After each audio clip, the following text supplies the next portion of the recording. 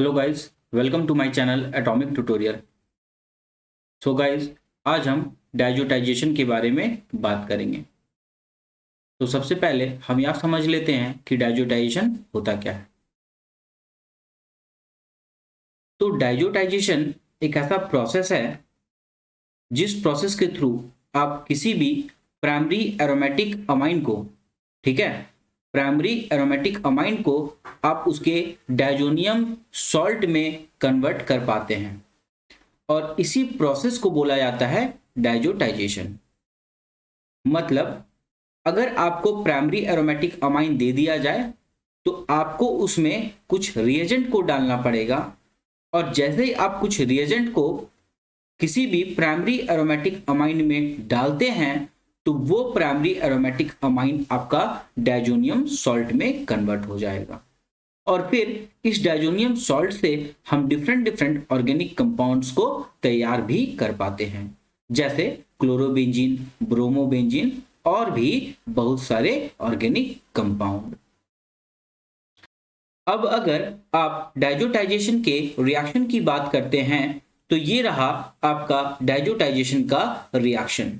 आप इस रिएक्शन में भी देख पा रहे हैं कि आपने एक प्राइमरी एरोमेटिक अमाइन को ले रखा है और इस प्राइमरी एरोमेटिक अमाइन में आपने कुछ रिएजेंट को डाल दिया है। ये आपका डायजोटाइजेशन का रिएजेंट है। हम इस रिएजेंट को भी अच्छे से समझेंगे। अब जैसे ही आपने ये रिएजेंट इस प्राइमरी एरोमेटिक अमाइन में डाला है, ये प्राइमरी एरोमेटिक अमाइन आपका डायजोनियम सॉल्ट में कन्वर्ट हो गया और इसी प्रोसेस को बोलते हैं डायजोटाइजेशन। अब आपको बस एक बात याद रखना है कि ये जो डायजोटाइजेशन का रिएजेंट है, इस रिएजेंट का बस एक काम है, ये रिएजेंट NH2 मतलब अमाइन ग्रुप को डायजो ग्रुप में कन्वर्ट कर देता है। अब हम डायजोटाइजेशन के रिएक्शन मैकेनिज्म को देखेंगे। डायजोटाइजेशन के रिएक्शन मैकेनिज्म को समझने से पहले हम डायजोटाइजेशन के रिएजेंट को समझेंगे।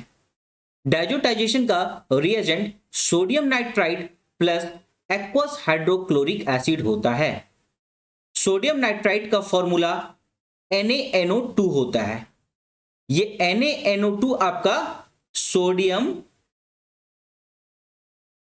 नाइट्राइट कहलाता है और ये HCl आपका हाइड्रोक्लोरिक एसिड कहलाता है। अब सोडियम नाइट्राइट और एक्वस हाइड्रोक्लोरिक एसिड के साथ हम एक और कंडीशन ले रखे हैं और वो कंडीशन टेम्परेचर का है। मतलब टेम्परेचर 0 से 5 डिग्री सेल्सियस रखना है। जब आप डायजोटाइजेशन के रिएक्शन को करते हैं तो उस वक्त आपको टेम्परेचर 0 से 5 डिग्री सेल्सियस लेकर चलना है। 0 से 5 डिग्री सेल्सियस अगर आप लेते हैं तभी आपका प्रोडक्ट डायजोनियम सॉल्ट स्टेबल होगा, वरना आपका डायजोनियम सॉल्ट स्टेबल नहीं होगा।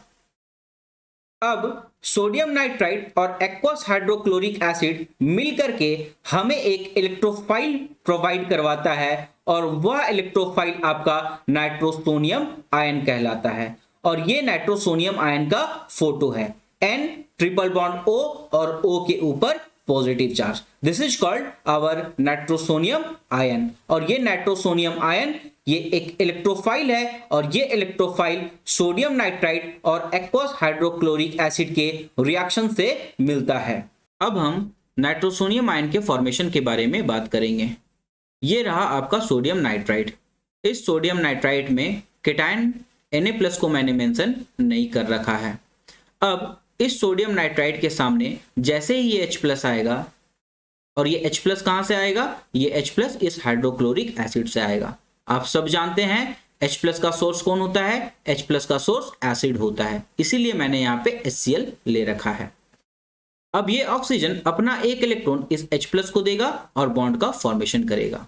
जैसे ही ऑक्सीजन अपना एक इलेक्ट्रॉन इस H+ को देगा, ऑक्सीजन के ऊपर ये नेगेटिव चार्ज खत्म हो जाएगा, क्योंकि ऑक्सीजन अगर एक इलेक्ट्रॉन इस H+ को दिया तो ऑक्सीजन के ऊपर पॉजिटिव आएगा और पहले से एक नेगेटिव था, मतलब अब न्यूट्रल हो जाएगा। और इस प्रकार यहाँ पे ये ऑक्सीजन और ये हाइड्रोजन बॉन्ड फॉर्मेशन कर लिया है। अब अभी भी मीडियम में H+ काफी ज्यादा है। तो ये ऑक्सीजन अपना एक इलेक्ट्रॉन फिर से इस H+ को देकर बॉन्ड का फॉर्मेशन कर लेगा। और याद रहे, ये ऑक्सीजन इस बार अगर अपना एक इलेक्ट्रॉन इस H+ को देगा तो ऑक्सीजन के ऊपर पॉजिटिव चार्ज आ जाएगा। और इस प्रकार यहाँ पे ये ऑक्सीजन इस हाइड्रोजन के साथ बॉन्ड का फॉर्मेशन कर लिया और ऑक्सीजन के ऊपर एक पॉजिटिव चार्ज अपीयर हो गया। अब अगर ये नाइट्रोजन और ये ऑक्सीजन का बीच का जो बॉन्ड है, अगर ये ऑक्सीजन की तरफ टूटेगा तो यहां से ऑक्सीजन का प्लस चार्ज खत्म होगा और ऑक्सीजन का प्लस चार्ज जैसे ही खत्म होगा यहां से H2O as a leaving group की तरह निकलेगा। अब ऑक्सीजन अपना एक इलेक्ट्रॉन इस नाइट्रोजन को देकर बॉन्ड का फॉर्मेशन करता है, वैसे ही नाइट्रोजन और ऑक्सीजन के बीच का ये जो सिग्मा बॉन्ड है ये ऑक्सीजन की तरफ ब्रेक हो जाता है और यहां से H2O as a leaving group निकल जाता है। अब जैसे ही ऑक्सीजन इस नाइट्रोजन के साथ बॉन्ड का फॉर्मेशन किया तो आपका ये नाइट्रोसोनियम आयन बनकर तैयार हो गया। और यही नाइट्रोसोनियम आयन डायजोटाइजेशन प्रोसेस में एज अ इलेक्ट्रोफाइल की तरह काम करता है और प्राइमरी एरोमेटिक अमाइन के साथ रिएक्ट करके डायजोनियम सॉल्ट बनाता है। तो चलिए अब हम ये समझते हैं कि कैसे आपका प्राइमरी एरोमेटिक अमाइन इस इलेक्ट्रोफाइल नाइट्रोसोनियम आयन के साथ रिएक्ट होकर डायजोनियम सॉल्ट का फॉर्मेशन करता है। अगर हम इस इलेक्ट्रोफाइल की बात करें तो कोई भी न्यूक्लियोफाइल इस नाइट्रोजन एटम पे अटैक करेगा। अगर न्यूक्लियोफाइल इस नाइट्रोजन एटम पे अटैक करता है तो ये नाइट्रोजन और ये ऑक्सीजन के बीच का जो पाई बॉन्ड है वो ऑक्सीजन की तरफ ब्रेक हो जाएगा और ऑक्सीजन का पॉजिटिव चार्ज भी खत्म हो जाएगा।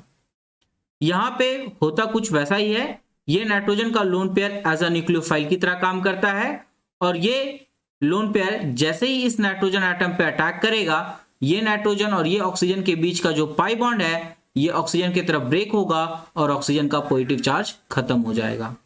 अब इस अटैक से इस नाइट्रोजन के ऊपर एक पॉजिटिव चार्ज आ जाएगा और इस नाइट्रोजन के बीच में एक सिग्मा बॉन्ड का फॉर्मेशन हो जाएगा और ये ऑक्सीजन के ऊपर पॉजिटिव चार्ज खत्म हो जाएगा। अब इस कंपाउंड में डीप्रोटोनेशन होता है। डीप्रोटोनेशन का मतलब होता है रिमूवल ऑफ हाइड्रोजन। अब अगर हम इस नाइट्रोजन और इस हाइड्रोजन की बात करें तो नाइट्रोजन काफी ज्यादा इलेक्ट्रोनेगेटिव एटम होता है देन हाइड्रोजन। तो अगर हम इस नाइट्रोजन और इस हाइड्रोजन के बीच का बॉन्ड को ब्रेक करने का प्रयास करें तो ये बॉन्ड नाइट्रोजन की तरफ टूटेगा और जैसे ये बॉन्ड नाइट्रोजन की तरफ टूटेगा तो नाइट्रोजन का पॉजिटिव चार्ज खत्म हो जाएगा। मतलब जैसे इस कंपाउंड से डीप्रोटोनेशन हुआ इस नाइट्रोजन के ऊपर पॉजिटिव चार्ज खत्म हो गया।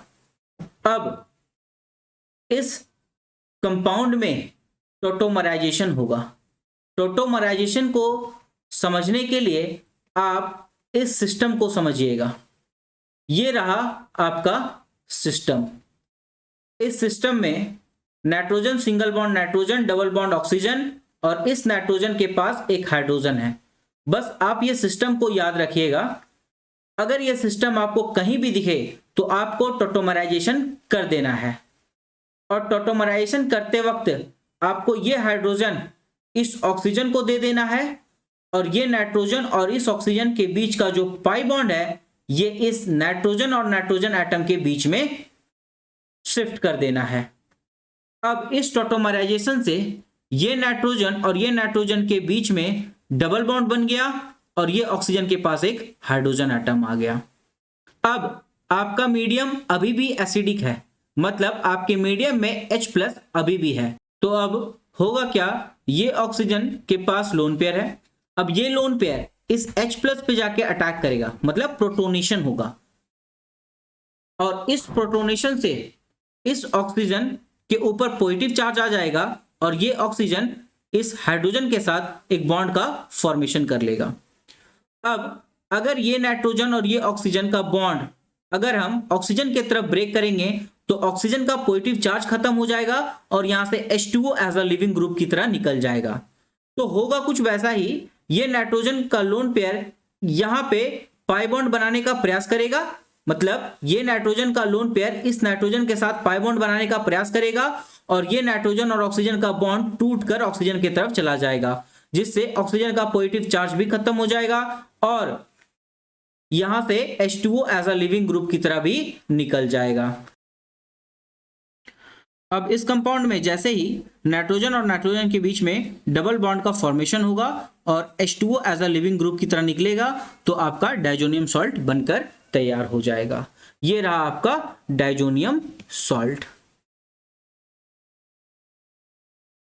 अब इस डाइजोनियम सॉल्ट से हम डिफरेंट ऑर्गेनिक कंपाउंड्स को भी प्रिपेयर कर पाएंगे। उन सब के प्रिपरेशन को हम नेक्स्ट लेक्चर में आपके लिए लेकर आएंगे। फिलहाल मैंने इस लेक्चर में 3 बातें बता रखी है। नंबर 1, डाइजोटाइजेशन क्या होता है। नंबर 2, डाइजोटाइजेशन का रिएजेंट क्या होता है और उस रिएजेंट से कौन सा इलेक्ट्रोफाइल जनरेट होता है। And number 3, preparation of diazonium salt और उसके मैकेनिज्म के बारे में।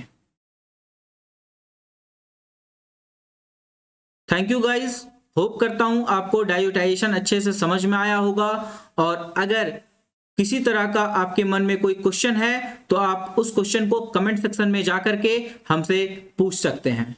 Thank you very much. Subscribe now and press the bell icon. Never miss an update.